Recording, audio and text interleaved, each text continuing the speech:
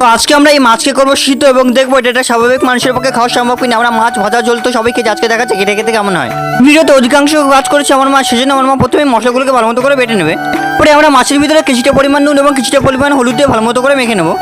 আবার এর ভিতরে কিছুটা পরিমাণ সরষের তেল দিয়ে আবার এটাকে ভালো মতো করে মেখে নেবো। পরে মশলার ভিতরে কিছুটা পরিমাণ হলুদ, কিছুটা পরিমাণ নুন এবং কিছুটা পরিমাণ তেল দিয়ে ভালো মতো করে মেখে নেবো। হয়ে গেলে ওই মশলাগুলোকে ওই মাছের ভিতর দিয়ে ভালো মতো করে মেখে নেবো। ওটা প্রত্যেক দুটো লাউ পাতার মধ্যে প্রত্যেক দুটো মাছকে দিয়ে দেবো।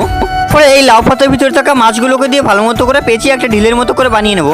পরে ওই ঢিলের মতো লাউ পাতাটাকে ভালো মতো করে সুতো দিয়ে ভালো মতো করে বেঁধে নেবো। ফাইনালি এটা দেখতে কিছুটা এরকম। পরে পালা হচ্ছে এটাকে সিদ্ধ করার জন্য। ভাত যখন 80% হয়ে যাবে তখন ভাতের উপর এটাকে দিয়ে দেবো। এটাকে দিয়ে একটা ঢাকনা দিয়ে ভালো মতো করে এটাকে ঢেকে দেবো। ভাত যখন সম্পূর্ণ হয়ে যাবে তখন এটাকে নামিয়ে নেবো, যখন সিদ্ধ হয়ে যাবে।